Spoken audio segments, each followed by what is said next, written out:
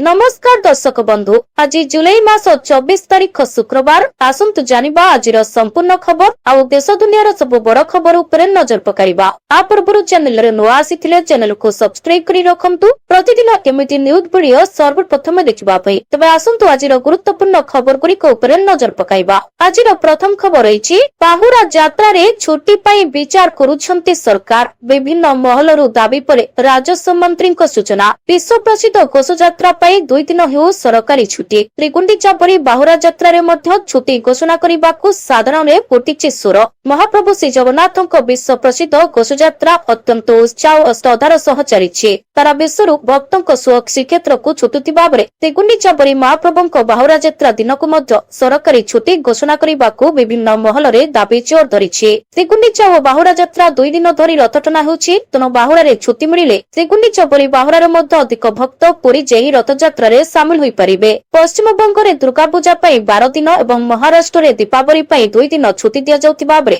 ओडिशा जातिर सर्वश्रेष्ठ पर्व रथ यात्रा पई काहेकि 2 दिन छुट्टी घोषणा करा जिवो नहीं बोली ओडिशा सचिवालय सभा संघ सभापति विवेकानंद सामलक सह अनेक बुद्धिजीवी प्रश्न उठाइछन्ति। परवर्ती खबर श्रावण रे परिबा दर उपर मुहा बाइगण हेउ कि पटर जाहाकू छुइब 80 उपरे। आकाश छुआ परिबा दर बाइगणरु नेई पटर कलरा काकुरी कांकर भेंडी एवं जाहाकू छुइब दर 80 टंका परे। अधा किलो किलिबाकू भी आखि तराटी दर किलिबाकू हाथ जाउनी। 250 ओजनर परिबा किलिबा जहा न किलिबा सेया। खाली सेकी नुहे कलिकता पोटल 40, भंदा 30, कखारु 40, रसुन किलो 250, अदा किलो 220 दर सुनिथिले दर मारुछि। ए होछि नुआपल्ली अंचल रे थिबा परिबा दुकानर दर। बुधवार सकाळे एई दर रे ग्राहक माने परिबा किनुथिले। तपटे 1 नंबर हाट रे केवल किंचिए फरक, केवल सबुथिरु 10 टंका कम, बाकी सबु समान रहिछि। हाटकू गले पकेट शेष ही करि देउछि परिबा। पवित्र श्रावण मास रे एबे परिबा दर ऊर्ध्वमुखी हेलारि बोली कुआ जाउछि। परवर्ती खबर डिजिटल भित्तिभूमि रे सरकारी स्कूल पछुआ 31,865 स्कूल रे एजाय होइनि स्मार्ट क्लासरूम।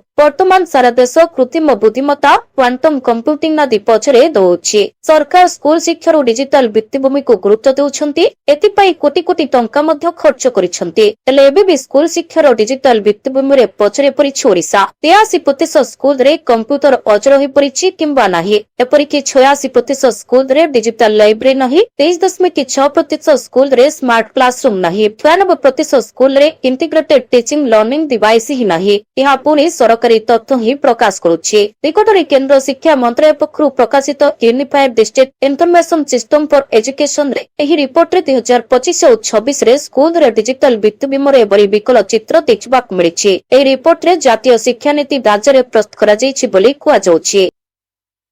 गोटे खबर सुभद्रा योजना को नहीं आसिला बड़ अपडेट। जोरी जिले नुआ हिताधिकारी पटेल इमानक नाम 3 दिन खाता को आसिब टंका। राज्य सरकार को फ्लैगशिप स्कीम सुभद्रा योजना रे चतुर्थ किस्ती टंका हिताधिकारी खाता को आसी सारिछि। 13 किस्ती मोट 20,000 टंका पाई सारिछन्ति 1 कोटी रु अधिक हिताधिकारी। एवं पंचम तिथि को अपेक्षा करिछन्ति महिला। यारी बिकरे राज्य सरकार को गुरुत्वपूर्ण एवं सबुठारु लोकप्रिय सुभद्रा योजना को नहीं एक बड़ अपडेट सामना को आछि। एही योजना रे शामिल होबा पई आउ 3,17,10 जन नुआ आवेदन करी पंजीकरण करिछन्ति। नुआ आवेदनकारी स्थिति एवं योजनार प्रगति संपर्क में समीक्षा करबा परे ओडिशार उपमुख्यमंत्री प्रभाती कोडाई को पुनः सूचना दैछन्ति। उपमुख्यमंत्री सूचना अनुसार आवेदन पत्र को अधिक स्वच्छ और त्रुटिशून्य करबा पई प्रशासन पक्षरु समस्त पदक्षेप नियाजौछि। ता सहित नुआ आवेदनकारी जिद्दता जांच पाई आसंता जुलाई 25 तारिख सुधा समस्तଙ୍କର सोल इनक्वारी शेष करबाको नचिता जाइछि। पर पुनः समीक्षा परे किछि अधिकारी कोड़ी करे सुभद्रा योजना रे सामिल कर जाइतिला। अति सहजरी बुझिबाको गले आसंता अगस्त 28 तारिख रे कोली 5,000 टंका लक्षाई पाइबे सुभद्रा। समस्त योग्य हिताधिकारी खाता को जीव 5,000 टंका। परवर्ती खबर राज्य सरकारी कर्मचारी बड़ खुशी खबर। 5% बढ़िला महंगा भत्ता मिलिब 6 मासर बकेया टंका। राज्य सरकारी कर्मचारी बड़ खुशी खबर। महंगामर भितरे सरकार कर्मचारी को देइछन्ति बड़ आश्वस्ति। राज्य सरकार 5% महंगा भत्ता वृद्धि करिछन्ति। एही वृद्धि फल सरकारी कर्मचारी डीए 257% रु बढ़ी 262% रे पहुंची। सबुठु बड़ कथा हेउछि एही वृद्धि पिछला भाबे चलित वर्ष जनवरी 1 तारिख रु लागू हेबो। फल कर्मचारी माने वर्तमान बढ़िथिबा भत्ता सहित बकेया राशि मध्य पाइबे। ଜାନୁଆରୀରୁ ଜୁନ ମାସ ପର୍ଯ୍ୟନ୍ତ ବକେୟା ମହଙ୍ଗା ଭତ୍ତା ମଧ୍ୟ କର୍ମଚାରୀମାନେ ପାଇବେ। ଏହା ଫଳରେ ହଜାର ହଜାର ସରକାରୀ କର୍ମଚାରୀ ସିଧାସଳଖ ଭାବେ ଉପକୃତ ହୋଇପାରିବ ବୋଲି କୁହାଯାଉଛି। ପରବର୍ତ୍ତୀ ଖବର, ପେଟ୍ରୋଲ ପରେ ଏବେ ଖାଇବା ତେଲ ହେଲା ମହଙ୍ଗା, ପିଏମଙ୍କ ଅପିଲର ପଡ଼ିଲାନି ପ୍ରଭାବ। ପେଟ୍ରୋଲ ଡିଜେଲ ଦର ବୃଦ୍ଧି ଯୋଗୁଁ ପୂର୍ବରୁ ହିଁ ସାଧାରଣ ଲୋକେ ଚିନ୍ତାରେ ଥିଲେ। ଏବେ ରୋଷେଇ ଘରର ଅନ୍ୟାନ୍ୟ ସାମଗ୍ରୀର ଦାମ ମଧ୍ୟ ଆକାଶ ଛୁଆଁ ହେବାକୁ ଲାଗିଛି। ପ୍ରଥମେ କ୍ଷୀର, ପରେ ପନିପରିବା ଏବଂ ଏବେ ଖାଇବା ତେଲର ଦାମ ମଧ୍ୟ ବଢିଯାଇଛି। ଏଥିରେ ସୋରିଷ ତେଲ, ଚିନାବାଦାମ ତେଲ, କ୍ଷୀର ତେଲ, କଞ୍ଚା ପାମ ଅଏଲ ଏବଂ ପିନୋଲା ତେଲ ସାମିଲ ରହିଛି। ଏହାର ପ୍ରଭାବରେ ପୁଣି ଥରେ ଗୃହିଣୀମାନଙ୍କ ରୋଷେଇ ଘରର ବଜେଟ୍ ବିଗିଡ଼ି ଯିବାର ଆଶଙ୍କା ରହିଛି। ଦୈନନ୍ଦିନ ଖର୍ଚ୍ଚ ବଢିବା ଯୋଗୁଁ ସାଧାରଣ ପରିବାର ଉପରେ ଆର୍ଥିକ ଚାପ ପଡିପାରେ ବୋଲି କୁହାଯାଉଛି। ଖାଇବା ତେଲ ଉପରେ ପ୍ରତ୍ୟେକ ଘର, ହୋଟେଲ ଓ ରେଷ୍ଟୁରାଣ୍ଟରେ ବହୁଳ ଭାବେ ବ୍ୟବହାର ହୋଇଥାଏ। ବିଶେଷ କରି ପର୍ବପର୍ବାଣୀ ସମୟରେ ଏହାର ଚାହିଦା ବହୁତ ବଢିଯାଏ। ଏଭଳି ସ୍ଥିତିରେ ଗତ ଏକ ମାସ ହେବ ଖାଇବା ତେଲର ଦାମରେ ବେଶ୍ ବୃଦ୍ଧି ଦେଖାଯାଉଛି। ଏହି ମୂଲ୍ୟ ବୃଦ୍ଧିର ପ୍ରଭାବ ସିଧାସଳଖ ଗ୍ରାହକଙ୍କ ଉପରେ ପଡିବା ସହିତ ଘରୋଇ ବଜେଟ୍ ମଧ୍ୟ ପ୍ରଭାବିତ ହେବାର ଆଶଙ୍କା ରହିଛି। ପରବର୍ତ୍ତୀ ଖବର, ବଦଳିଗଲା ଜନ୍ମ ଓ ମୃତ୍ୟୁ ପ୍ରମାଣପତ୍ରର ନିୟମ, ଜାଣିବା ଜରୁରୀ ଅଟେ। ସରକାର ଜନ୍ମ ଓ ମୃତ୍ୟୁ ପଞ୍ଜୀକରଣ ନିୟନ୍ତ୍ରଣ କରୁଥିବା ଆଇନରେ ଗୁରୁତ୍ୱପୂର୍ଣ୍ଣ ପରିବର୍ତ୍ତନ କାର୍ଯ୍ୟକାରୀ କରିବାକୁ ଯାଉଛନ୍ତି। ଏହି ପରିବର୍ତ୍ତନଗୁଡ଼ିକ କାର୍ଯ୍ୟକାରୀ ହେବା ପରେ ଏହା ବ୍ୟକ୍ତି ବିଶେଷଙ୍କ ପାଇଁ ଅତିରିକ୍ତ ଚ୍ୟାଲେଞ୍ଜ ସୃଷ୍ଟି କରିପାରେ। ପ୍ରସ୍ତାବିତ ଆଇନ ସୂଚିତ କରେ ଯେ ଯଦି କୌଣସି ଶିଶୁର ଜନ୍ମ କିମ୍ବା ବ୍ୟକ୍ତିଙ୍କ ମୃତ୍ୟୁ ତୁରନ୍ତ ପଞ୍ଜୀକୃତ ନ ହୁଏ ତେବେ ପରବର୍ତ୍ତୀ ସମୟରେ ଆବଶ୍ୟକୀୟ ଡକୁମେଣ୍ଟେସନ ପାଇବାରେ ଏହା ବହୁତ ଅସୁବିଧା ସୃଷ୍ଟି କରିପାରେ। ପଞ୍ଜୀକରଣ ପ୍ରକ୍ରିୟା କ୍ରମଶଃ ଜଟିଳ ହୋଇପାରେ। ରିପୋର୍ଟରୁ ଜଣାପଡ଼ିଛି ଯେ କେନ୍ଦ୍ର ସରକାର ଜନ୍ମ ଏବଂ ମୃତ୍ୟୁ ପଞ୍ଜୀକରଣ ଆଇନକୁ ସଂଶୋଧନ କରିବାକୁ ପ୍ରସ୍ତୁତ ହେଉଛନ୍ତି। ପ୍ରସ୍ତାବରେ ଦର୍ଶାଯାଇଛି ଯେ ଯଦି କେହି ଶିଶୁ ଜନ୍ମର 2 ବର୍ଷରୁ ଅଧିକ ସମୟ ପରେ ଜନ୍ମ ପ୍ରମାଣପତ୍ର ପାଇଁ ଆବେଦନ କରନ୍ତି କିମ୍ବା ଯଦି କୌଣସି ପରିବାର ଘଟଣା ପରେ 2 ବର୍ଷରୁ ଅଧିକ ସମୟ ପରେ ମୃତ୍ୟୁ ପଞ୍ଜୀକରଣ କରିବାକୁ ଯାଆନ୍ତି ତେବେ ସେମାନଙ୍କୁ ପ୍ରଥମ ଶ୍ରେଣୀ ବିଚାର ବିଭାଗୀୟ ମାଜିଷ୍ଟ୍ରେଟଙ୍କ ଠାରୁ ଏକ ନିର୍ଦ୍ଦେଶ ଦେବାକୁ ପଡ଼ିବ। ପରବର୍ତ୍ତୀ ଖବର, ସିଜେପି ହିଂସା ମାମଲାରେ କଡ଼ା କାର୍ଯ୍ୟାନୁଷ୍ଠାନ। ଯନ୍ତର ମନ୍ତରରେ କକରୋଜ ଜନତା ପାର୍ଟିର ପ୍ରତିବାଦ ସମୟରେ ଘଟିଥିବା ହିଂସାରେ ଜଡ଼ିତ ଲୋକଙ୍କ ବିରୋଧରେ କଠୋର କାର୍ଯ୍ୟାନୁଷ୍ଠାନ ଗ୍ରହଣ କରିବାକୁ ଦିଲ୍ଲୀ ପୁଲିସ ପ୍ରସ୍ତୁତ ହେଉଛି। ପୁଲିସ ସୂତ୍ର ଅନୁଯାୟୀ ପ୍ରତିବାଦର ଆଳରେ ହିଂସାରେ ଲିପ୍ତ ଏବଂ ଅଶାନ୍ତି ସୃଷ୍ଟି କରିଥିବା ବ୍ୟକ୍ତିମାନଙ୍କୁ ଚିହ୍ନଟ କରାଯାଉଛି। ଆଇନଗତ କାର୍ଯ୍ୟାନୁଷ୍ଠାନ ସହିତ ସେମାନଙ୍କର ପାସପୋର୍ଟ ବାତିଲ ପାଇଁ ମଧ୍ୟ ପ୍ରକ୍ରିୟା ଆରମ୍ଭ କରାଯାଇପାରେ। ଖବର ଅନୁସାରେ ଉପଲବ୍ଧ ଭିଡିଓ ଫୁଟେଜ, ସିସିଟିଭି ରେକର୍ଡିଂ ଏବଂ ଅନ୍ୟାନ୍ୟ ଡିଜିଟାଲ ପ୍ରମାଣ ଆଧାରରେ ହିଂସାରେ ଜଡ଼ିତ ଅଭିଯୁକ୍ତମାନଙ୍କୁ ଚିହ୍ନଟ କରାଯାଉଛି। ହିଂସାର ଭୂମିକା ଗ୍ରହଣ କରିଥିବା ଲୋକଙ୍କ ବିରୋଧରେ ଆଇନର ପ୍ରାସଙ୍ଗିକ ଧାରା ଅନୁଯାୟୀ ମାମଲା ରୁଜୁ କରାଯିବ।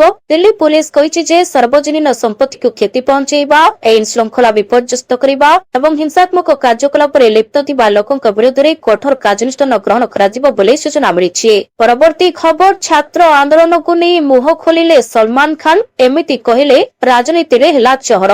ବଲିଉଡ ସୁପରଷ୍ଟାର ସଲମାନ ଖାନ ଛାତ୍ର ଆନ୍ଦୋଳନକୁ ନେଇ ପ୍ରଥମ ଥର ପାଇଁ ଖୋଲାଖୋଲି ଭାବେ ନିଜର ମତ ରଖିଛନ୍ତି। ସେ ସୋସିଆଲ ମିଡିଆରେ ଲେଖିଛନ୍ତି ଯେ ଏହି ଆନ୍ଦୋଳନର ଆରମ୍ଭରୁ ସମ୍ପୂର୍ଣ୍ଣ ଶାନ୍ତିପୂର୍ଣ୍ଣ ଥିଲା କିନ୍ତୁ ପରବର୍ତ୍ତୀ ସମୟରେ କିଛି ଲୋକ ଏହାକୁ ରାଜନୈତିକ ରୂପ ଦେବାକୁ ଚେଷ୍ଟା କଲେ ଯାହାଫଳରେ ପରିସ୍ଥିତି ବିଗିଡ଼ିଗଲା। ସଲମାନ ହିଂସା ଘଟଣାରେ ଦୁଃଖ ପ୍ରକାଶ କରି କହିଛନ୍ତି ଯେ ଏହି ସମୟରେ ଯେଉଁ ଛାତ୍ର ଏବଂ ସେମାନଙ୍କ ପରିବାର ଆହତ ହୋଇଛନ୍ତି ସେମାନଙ୍କ ପ୍ରତି ତାଙ୍କର ସମ୍ପୂର୍ଣ୍ଣ ସମବେଦନା ରହିଛି। ସେ ପ୍ରଶ୍ନପତ୍ର ଲିକ୍କୁ ଏକ ଅତ୍ୟନ୍ତ ଗମ୍ଭୀର ମୁକ୍ତା ବୋଲି କହିବା ସହିତ ଏହା ବିରୋଧରେ ଛାତ୍ରମାନେ ସ୍ୱର ଉତ୍ତୋଳନ କରିବା ସମ୍ପୂର୍ଣ୍ଣ ଯୁକ୍ତିଯୁକ୍ତ ବୋଲି ପ୍ରକାଶ କରିଛନ୍ତି। ପରବର୍ତ୍ତୀ ଖବର, ପିଏମ କିଷାନ ଯୋଜନାକୁ ନେଇ ଆସିଲା ବଡ ଅପଡେଟ। ଖାତାକୁ କେବେ ଆସିବ ପିଏମ କିଷାନର 24ତମ କିସ୍ତି, କେଉଁମାନେ ପାଇବେ ଆଉ କେଉଁମାନେ ପାଇବନି? ପ୍ରଧାନମନ୍ତ୍ରୀ କିଷାନ ସମ୍ମାନ ନିଧି ଯୋଜନାରେ ସାମିଲ ଥିବା ଚାଷୀଙ୍କ ପାଇଁ ବଡ ଅପଡେଟ। ପ୍ରଧାନମନ୍ତ୍ରୀ କିଷାନ ସମ୍ମାନ ନିଧି ଯୋଜନାରେ ଦେଶରେ କୋଟି କୋଟି ଚାଷୀଙ୍କ ଆକାଉଣ୍ଟକୁ ସିଧାସଳଖ ଆସୁଛି ଆର୍ଥିକ ସହାୟତା ରାଶି। ପିଏମ କିଷାନର 24ତମ କିସ୍ତି ଦୀପାବଳି ପୂର୍ବରୁ କିମ୍ବା ଦୀପାବଳିରେ ମିଳିବ ନେଇ ଆଶା କରାଯାଉଛି। ଅକ୍ଟୋବରର ପ୍ରଥମ ସପ୍ତାହରେ ପିଏମ କିଷାନର 24ତମ କିସ୍ତି ଚାଷୀଙ୍କ ଖାତାକୁ ଆସିପାରେ। ତାନେଇ ବିଭିନ୍ନ ଗଣମାଧ୍ୟମର ଖବର ପ୍ରକାଶ ପାଇଛି। ଦେଶର କୋଟି କୋଟି ଚାଷୀଙ୍କୁ ପିଏମ କିଷାନ ଯୋଜନାର 23ତମ କିସ୍ତି ମିଳିସାରିଛି। ଜୁନ 20 ତାରିଖରେ ଆସିଥିଲା ପିଏମ କିଷାନର 23ତମ କିସ୍ତି ଟଙ୍କା। କୋଟି କୋଟି ଚାଷୀଙ୍କ ଖାତାକୁ ସିଧାସଳଖ ଯାଇଥିଲା ଟଙ୍କା। ଦେଶର ଚାଷୀଙ୍କୁ ଅକ୍ଟୋବର ମାସରେ ହିଁ ଟଙ୍କା ପଠାଇ ପାରନ୍ତି କେନ୍ଦ୍ରର ନରେନ୍ଦ୍ର ମୋଦି ସରକାର। କୋଟି କୋଟି ଚାଷୀଙ୍କ ଖାତାକୁ 3000 ଟଙ୍କା ଲେଖାଏଁ ପଠାଇବେ ସରକାର। ପରବର୍ତ୍ତୀ ଖବର, ଆଉ ଦରକାର ପଡିବନି ଏଲପିଜି ସିଲିଣ୍ଡର, ଏଣିକି ଇଥନଲରେ ହେବ ରୋଷେଇ, ହେଲେ କିଣିବାକୁ ପଡିବ ନୂଆ ଚୁଲା। ପେଟ୍ରୋଲରେ ଇଥନଲ ମିଶ୍ରଣ କରିବା ପରେ କେନ୍ଦ୍ର ସରକାର ଏବେ ଏହି ଜୈବ ଇନ୍ଧନର ଅନ୍ୟ ଖବର ବ୍ୟବହାର ଆପଣଙ୍କ ରୋଷେଇ ଘର ଉପରେ ନଜର ରଖିଛନ୍ତି। ଇକୋନୋମିକ ଟାଇମ୍ସରେ ଏକ ରିପୋର୍ଟ ରିପୋର୍ଟ ଅନୁଯାୟୀ ପେଟ୍ରୋଲ ଏବଂ ପ୍ରାକୃତିକ ଗ୍ୟାସ ମନ୍ତ୍ରାଳୟ ଏଲପିଜି ସହିତ ଇଥାନଲକୁ ମୁଖ୍ୟଧାରାରେ ରୋଷେଇ ଇନ୍ଧନ ଭାବରେ ସାମିଲ କରିବା ପାଇଁ ଏକ ନୀତିଗତ ଢାଞ୍ଚା ପ୍ରସ୍ତୁତ କରିଛନ୍ତି। ଭାରତରେ ଅଧିକ ପରିମାଣରେ ଇଥାନଲ ଉତ୍ପାଦନ ହେଉଥିବାରୁ ପରିବହନ କ୍ଷେତ୍ର ବ୍ୟତୀତ ଏହାର ବ୍ୟବହାର ବଢାଇବା ପାଇଁ ସରକାର ନୂଆ ଉପାୟ ଖୋଜୁଛନ୍ତି। ଯଦି ଏହି ପ୍ରସ୍ତାବ ଆଗକୁ ବଢେ ତେବେ ଇଥାନଲ ରାତାରାତି ଏଲପିଜିର ସ୍ଥାନ ନେବ ନାହିଁ, ବରଂ ଏହା ପରିବାର, ରେଷ୍ଟୁରାଣ୍ଟ ଏବଂ ବ୍ୟବସାୟିକ ରୋଷେଇ ଘର ପାଇଁ ଏକ ବିକଳ୍ପ ସ୍ୱଚ୍ଛ ରୋଷେଇ ଇନ୍ଧନ ଭାବରେ ଉଭା ହୋଇପାରେ ବୋଲି କୁହାଯାଉଛି। ପରବର୍ତ୍ତୀ ଖବର 50ଟି ଓଟିଟି ପ୍ଲାଟଫର୍ମକୁ ବ୍ଲକ କଲେ ସରକାର, କାହିଁକି ନିଆଗଲା ଏହି କାର୍ଯ୍ୟାନୁଷ୍ଠାନ? ଗତ 2 ବର୍ଷ ମଧ୍ୟରେ ସରକାର ଅଶ୍ଳୀଳ ବିଷୟବସ୍ତୁ ପ୍ରଦର୍ଶନ କରୁଥିବା 50ଟି ଓଟିଟି ପ୍ଲାଟଫର୍ମକୁ ବନ୍ଦ କରି ଦେଇଛନ୍ତି, ଯାହାଫଳରେ ୟୁଜର୍ସମାନେ ସେଗୁଡ଼ିକୁ ଆକ୍ସେସ୍ କରିପାରୁନାହାନ୍ତି। ଏହି ପ୍ଲାଟଫର୍ମ ଗୁଡ଼ିକ ସୂଚନା ପ୍ରଯୁକ୍ତିବିଦ୍ୟା ଆଇନ ଏବଂ ଦେଶର ଅନ୍ୟାନ୍ୟ ଆଇନ ଉଲ୍ଲଂଘନ କରୁଥିବା ଅଭିଯୋଗ ହୋଇଥିଲା। ସରକାର ଅନଲାଇନ ସୁରକ୍ଷା ଏବଂ ପିଲାମାନଙ୍କ ସୁରକ୍ଷା ସୁନିଶ୍ଚିତ କରିବା ପାଇଁ କଠୋର ପଦକ୍ଷେପ ନେଉଛନ୍ତି। ଲୋକସଭାରେ ଏକ ପ୍ରଶ୍ନର ଉତ୍ତରରେ ଇଲେକ୍ଟ୍ରୋନିକ୍ସ ଏବଂ ସୂଚନା ପ୍ରଯୁକ୍ତିବିଦ୍ୟା ମନ୍ତ୍ରୀ ଅଶ୍ୱିନୀ ବୈଷ୍ଣବ କହିଛନ୍ତି ଯେ ସରକାରଙ୍କ ନୀତି ପିଲାମାନଙ୍କ ସମସ୍ତ ବ୍ୟବହାରକାରୀଙ୍କ ପାଇଁ ଏକ ଖୋଲା, ନିରାପଦ, ବିଶ୍ୱସ୍ତ ଏବଂ ଦାୟିତ୍ୱପୂର୍ଣ୍ଣ ଇଣ୍ଟରନେଟ ପ୍ରଦାନ କରିବା ଲକ୍ଷ୍ୟ ରଖିଛି। ମନ୍ତ୍ରାଳୟ ଉଲ୍ଲେଖ କରିଛି ଯେ ନୂତନ ଆଇଟି ନିୟମ 2021 ଅନୁଯାୟୀ ଯଦି କୌଣସି କୋର୍ଟ କିମ୍ବା ସରକାର ବେଆଇନ ବିଷୟବସ୍ତୁ ହଟାଇବା ପାଇଁ ନିର୍ଦ୍ଦେଶ ଦିଅନ୍ତି, ତେବେ ସୋସିଆଲ ମିଡିଆ ଏବଂ ଅନ୍ୟ ପ୍ଲାଟଫର୍ମଗୁଡ଼ିକୁ 3 ଘଣ୍ଟା ମଧ୍ୟରେ ଏପରି ବିଷୟବସ୍ତୁ ହଟାଇବାକୁ ପଡ଼ିବ।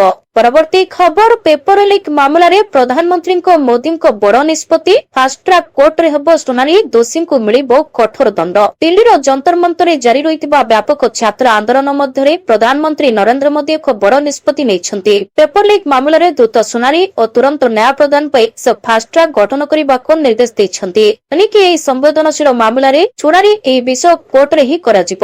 ପ୍ରଧାନମନ୍ତ୍ରୀ ନିଜେ ସୋସିଆଲ ମିଡିଆ ପ୍ଲାଟଫର୍ମ ଏକ୍ସରେ ପୋଷ୍ଟ କରି ଏହି ସୂଚନା ଦେଇଛନ୍ତି। ପ୍ରଧାନମନ୍ତ୍ରୀ ଏକ୍ସରେ ଲେଖିଛନ୍ତି ଯେ ଦେଶର ଯୁବବର୍ଗଙ୍କ ହିତ ଏବଂ ସେମାନଙ୍କ ସୁରକ୍ଷିତ ଭବିଷ୍ୟତ ଆମର ସର୍ବୋଚ୍ଚ ପ୍ରାଥମିକତା। ପେପର ଲିକ୍ର ସମସ୍ତ ମାମଲାରେ ଦୋଷୀଙ୍କୁ କଠୋରରୁ କଠୋରତମ ଦଣ୍ଡ ମିଳିବ। ମାମଲାର ତୁରନ୍ତ ନିଷ୍କାସନ ପାଇଁ ଫାଷ୍ଟଟ୍ରାକ୍ କୋର୍ଟ ଗଠନ କରାଯିବ ବୋଲି କହିଚାଲିଛି। ପରବର୍ତ୍ତୀ ଖବର ପାସପୋର୍ଟ ରାଙ୍କିଙ୍ଗରେ ପାକିସ୍ତାନର ସ୍ଥିତି ଖରାପ, ଗୋଟିଏ ସ୍ଥାନରେ ବାଂଲାଦେଶ ଏବଂ ଉତ୍ତର କୋରିଆ। ଜାଣନ୍ତୁ ଭାରତର ସ୍ଥାନ କେଉଁଠି? ସଦ୍ୟତମ ହେନଲି ପାସପୋର୍ଟ ସୂଚକାଙ୍କରେ ପୁଣି ଥରେ ନିଜର ପ୍ରାଧାନ୍ୟ ପ୍ରଦର୍ଶନ କରିଛି ସିଙ୍ଗାପୁର। ବିଶ୍ୱର ସବୁଠାରୁ ଶକ୍ତିଶାଳୀ ପାସପୋର୍ଟ ଧାରକ ଭାବରେ ନିଜର ସ୍ଥାନ ବଜାୟ ରଖିଛି। ଏହାପରେ ୟୁଏଇ ଏବଂ ବିଭିନ୍ନ ୟୁରୋପୀୟ ରାଷ୍ଟ୍ର ଅଛନ୍ତି। ଏହି ପରିପ୍ରେକ୍ଷୀରେ ଭାରତ 81ତମ ସ୍ଥାନରେ ଅଛି। ଉଲ୍ଲେଖଯୋଗ୍ୟ ଯେ ଏହା ଦୀର୍ଘ ମଧ୍ୟରେ ନିରନ୍ତର 75ରୁ 85 ମଧ୍ୟରେ ନିଜର ସ୍ଥାନ ବଜାୟ ରଖିଛି। ଏପରି ସ୍ଥଳେ ପାକିସ୍ତାନ ଏବଂ ବାଂଲାଦେଶ ବିଶ୍ୱର ସବୁଠାରୁ ଦୁର୍ବଳ ପାସପୋର୍ଟ ଧାରକ ଦେଶମାନଙ୍କ ମଧ୍ୟରେ ଅଛନ୍ତି। ଭାରତ 81ତମ ସ୍ଥାନରେ ରହିଛି। ଭାରତୀୟ ପାସପୋର୍ଟ ଧାରକମାନେ 55ଟି ଦେଶର ଭିସା ମୁକ୍ତ ପ୍ରବେଶ ଉପଭୋଗ କରୁଛନ୍ତି ବୋଲି ସୂଚନା ମିଳିଛି। ପରବର୍ତ୍ତୀ ଖବର ଏଲ୍ଆଇସି ଓ ଇପିଏଫ୍ଓ ପାଖରେ ପଡି ରହିଛି ଗଦା ଗଦା ଭୂତ ଟଙ୍କା। ନାହାନ୍ତି କେହି ଦାବିଦାର, ଟଙ୍କାର ମାଲିକ କିଏ ଜାଣିବାକୁ ଚେଷ୍ଟା କରିବେ ସରକାର। କିଛି ଲୋକ ଏମିତି ଅଛନ୍ତି ଯେଉଁମାନେ ସେମାନଙ୍କର ଏଲ୍ଆଇସି ପଲିସି ମ୍ୟାଚୁରିଟି ହେବା ପରେ ବି ଦାବି କରିବାକୁ ଭୁଲି ଯାଆନ୍ତି। କେତେକ ସମୟରେ ପଲିସିଧାରୀଙ୍କ ମୃତ୍ୟୁ ଯୋଗୁଁ ଏହି ଦାବି କରାଯାଇ ନଥାଏ। ଫଳସ୍ୱରୂପ ଏଲ୍ଆଇସି ବହୁ ପରିମାଣର ଦାବିହୀନ ପାଣ୍ଠି ଏବେ ଜମା ରଖିଛି। କେବଳ ଜୀବନ ବୀମା ନୁହେଁ, ଇପିଏଫ୍ଓ ମଧ୍ୟ ଦାବିହୀନ ପାଣ୍ଠିର ଗଦା ରଖିଛି। ଏଲ୍ଆଇସି ଏବଂ ଇପିଏଫ୍ଓ ଏପରି ପାଣ୍ଠି ସହିତ କଣ କରିବେ ଯାହାର କୌଣସି ଦାବିଦାର ନାହାନ୍ତି? କେନ୍ଦ୍ର ଅର୍ଥ ରାଷ୍ଟ୍ରମନ୍ତ୍ରୀ ପଙ୍କଜ ଚୌଧୁରୀ କହିଛନ୍ତି ଯେ 31 ମାର୍ଚ୍ଚ 2026 ସୁଦ୍ଧା ଏଲ୍ଆଇସି ପାଖରେ 7318 କୋଟିରୁ ଅଧିକ ଟଙ୍କାର ଦାବିହୀନ ପାଣ୍ଠି ରହିଛି। କର୍ମଚାରୀ ଭବିଷ୍ୟନିଧି ପାଣ୍ଠି ସଂଗଠନ ବା ଇପିଏଫ୍ଓ ପାଖରେ 9330 କୋଟି ଟଙ୍କାର ଦାବିହୀନ ପାଣ୍ଠି ଅଛି। ସରକାର ଲୋକସଭାକୁ ସୂଚନା ଦେଇଛନ୍ତି ଯେ ଏଲ୍ଆଇସି ଏବଂ ଇପିଏଫ୍ଓ ପାଖରେ ଥିବା ଦାବିହୀନ ପାଣ୍ଠି ଅନ୍ୟ କୌଣସି ଉଦ୍ଦେଶ୍ୟରେ ବ୍ୟବହାର କରାଯିବ ନାହିଁ। ସରକାର ପ୍ରଥମେ ଦାବିହୀନ ପାଣ୍ଠିର ଦାବିଦାରମାନଙ୍କୁ ଖୋଜିବାକୁ ଚେଷ୍ଟା କରୁଛନ୍ତି ବୋଲି ଖବର ମିଳିଛି। ପରବର୍ତ୍ତୀ ଖବର ଅବସରପ୍ରାପ୍ତ ଅଗ୍ନିବୀରଙ୍କୁ ଗୃହ ମନ୍ତ୍ରାଳୟରୁ ବଡ଼ ଆଶ୍ୱସ୍ତି। ସିଏପିଏଫ୍ରେ 50% ସଂରକ୍ଷଣ, ଏହି ସବୁରେ ମିଳିବ ଛାଡ଼। ଭାରତୀୟ ସେନାରେ 4 ବର୍ଷ ସେବା ପୂରଣ କରିଥିବା ଅଗ୍ନିବୀରମାନଙ୍କୁ ଗୃହ ମନ୍ତ୍ରାଳୟ ବଡ଼ ଆଶ୍ୱସ୍ତି ଦେଇଛି। ମଙ୍ଗଳବାର ସଂସଦରେ ଏକ ପ୍ରଶ୍ନର ଉତ୍ତରରେ ଗୃହ ମନ୍ତ୍ରାଳୟ ଘୋଷଣା କରିଛି ଯେ ଅବସରପ୍ରାପ୍ତ ଅଗ୍ନିବୀରମାନେ କେନ୍ଦ୍ରୀୟ ସଶସ୍ତ୍ର ପୋଲିସ ବାହିନୀ ଏବଂ ଆସାମ ରାଇଫଲ୍ସରେ କନେଷ୍ଟବଳ ଏବଂ ରାଇଫଲମ୍ୟାନ ପଦବୀ ପାଇଁ ନିଯୁକ୍ତିରେ 50% ସଂରକ୍ଷଣ ପାଇବେ। ମନ୍ତ୍ରାଳୟ ନିଶ୍ଚିତ ଭାବରେ କହିଛି ଯେ କୋର୍ସରେ ସାମିଲ ହୋଇଥିବା ଅଗ୍ନିବୀରଙ୍କ ଭର୍ତ୍ତି ପ୍ରକ୍ରିୟା ଅନୁସାରେ ଲିଖିତ ପରୀକ୍ଷା, ଫିଜିକାଲ ଷ୍ଟାଣ୍ଡାର୍ଡ ଟେଷ୍ଟ ଓ ଫିଜିକାଲ ଏଫିସିଏନ୍ସି ଟେଷ୍ଟରୁ ଛାଡ ଦିଆଯିବ। ଏହି ପଦବୀରେ 50% ଖାଲି ପଦବୀ ପୂର୍ବତନ ଅଗ୍ନିବୀରଙ୍କ ପାଇଁ ସଂରକ୍ଷିତ ରହିବ। ସେମାନେ 3 ବର୍ଷ ବୟସ ଛାଡ ମଧ୍ୟ ପାଇବେ। ତେବେ ଅଗ୍ନିବୀରଙ୍କ ପ୍ରଥମ ବ୍ୟାଚର ପ୍ରାର୍ଥୀମାନେ ନିର୍ଦ୍ଧାରିତ ସୀମାଠାରୁ ଅଧିକ ବୟସ ଛାଡ ପାଇଁ ଯୋଗ୍ୟ ହେବେ। ପରବର୍ତ୍ତୀ ଖବର ରେଳ ଯାତ୍ରୀଙ୍କ ପାଇଁ ବଡ଼ ଖବର, ଟିଟି କରିବେ ଏହି ବଡ଼ କାମ। ଜୁପିଟରଙ୍କ ସବୁ ହେବ ରେକର୍ଡ। ଟ୍ରେନର ଟିକେଟ ଯାଞ୍ଚ ଏବେ କ୍ୟାମେରା କ୍ୟାମେରା ନିରୀକ୍ଷଣରେ କରାଯିବ। ଟିଟି ଏବଂ ଯାତ୍ରୀଙ୍କ ମଧ୍ୟରେ ବାର୍ତ୍ତାଳାପକ ଭିଡିଓ ଫୁଟେଜ ରେକର୍ଡ କରିବା ପାଇଁ ଟିଟି ମାନେ ସେମାନଙ୍କ ୟୁନିଫର୍ମରେ ଏକ କ୍ୟାମେରା ପିନ୍ଧିବେ। କୌଣସି ଯୁକ୍ତି କିମ୍ବା ବିବାଦ ହେଲେ କିଏ ଭୁଲ କରିଛି ତାହା ନିର୍ଣ୍ଣୟ କରିବା ପାଇଁ ଫୁଟେଜ ସମୀକ୍ଷା କରାଯାଇପାରିବ ଏବଂ ସେହି ଅନୁଯାୟୀ ନିଷ୍ପତ୍ତି ନିଆଯିବ। ଏହି ପଦକ୍ଷେପ ପୂର୍ବରୁ ଏକ ପାଇଲଟ ପ୍ରୋଜେକ୍ଟ ଭାବରେ ଆରମ୍ଭ କରାଯାଇଛି ଏବଂ ପର୍ଯ୍ୟାୟକ୍ରମେ ଦେଶବ୍ୟାପୀ କାର୍ଯ୍ୟକାରୀ କରାଯାଇପାରିବ ବୋଲି ଖବର ମିଳିଛି। ପରବର୍ତ୍ତୀ ଖବର, ଏହି ଆପ୍ ବ୍ୟବହାର କରିବାକୁ ଶିକ୍ଷକମାନଙ୍କୁ ଅନୁରୋଧ କଲେ ଧର୍ମେନ୍ଦ୍ର ପ୍ରଧାନ। କେନ୍ଦ୍ର ଶିକ୍ଷାମନ୍ତ୍ରୀ ଧର୍ମେନ୍ଦ୍ର ପ୍ରଧାନ ପ୍ରଶସ୍ତ ଆପ୍ ମାଧ୍ୟମରେ ସ୍କୁଲ ପିଲାମାନଙ୍କଠାରେ ଶିକ୍ଷଣ ଅକ୍ଷମତା ଏବଂ ଦିବ୍ୟାଙ୍ଗତାକୁ ପ୍ରାରମ୍ଭିକ ପର୍ଯ୍ୟାୟରେ ହିଁ ଚିହ୍ନଟ କରିବାକୁ ଅନୁରୋଧ କରିଛନ୍ତି। ବୁଧବାର ସେ କହିଛନ୍ତି ଯେ ସରକାର ଶିକ୍ଷାମନ୍ତ୍ରୀଙ୍କ ଦ୍ୱାରା ବିକଶିତ ପ୍ରଶସ୍ତ ଆପ୍ ଜରିଆରେ ଶିକ୍ଷଣ ଅକ୍ଷମତା ଥିବା ପିଲାମାନଙ୍କୁ ଶୀଘ୍ର ଚିହ୍ନଟ କରିବାକୁ ପ୍ରାଥମିକତା ଦେଉଛନ୍ତି। ସେ ଏହି କଥା ଉପରେ ଜୋର ଦେଇଛନ୍ତି ଯେ ଜାତୀୟ ଶିକ୍ଷାନୀତି 2020 ଅଧୀନରେ ଆରମ୍ଭ କରାଯାଇଥିବା ଏହି ପଦକ୍ଷେପରେ ଉଦ୍ଦେଶ୍ୟ ହେଉଛି ଭିନ୍ନକ୍ଷମ ପିଲାମାନଙ୍କୁ ମୁଖ୍ୟସ୍ରୋତର ଶିକ୍ଷା ସହିତ ଯୋଡ଼ିବା। ଶିକ୍ଷାମନ୍ତ୍ରୀ ଏହି ସବୁ କଥା ସଂସଦର କାର୍ଯ୍ୟାନୁଷ୍ଠାନ ସ୍ଥଗିତ ରହିବା ସମୟରେ ଓଡ଼ିଶାର ଭାଜପା ସାଂସଦମାନଙ୍କ ସହିତ ହୋଇଥିବା ବୈଠକରେ କହିଛନ୍ତି ବୋଲି ସୂଚନା ମିଳିଛି। ଆଜିର ଶେଷ ଖବର, ପିଏମ୍ କିଷାନ ଯୋଜନା 2.0 ନିର୍ମାଣ କରନ୍ତୁ ଆପଣଙ୍କର ପ୍ରଥମ ଘର।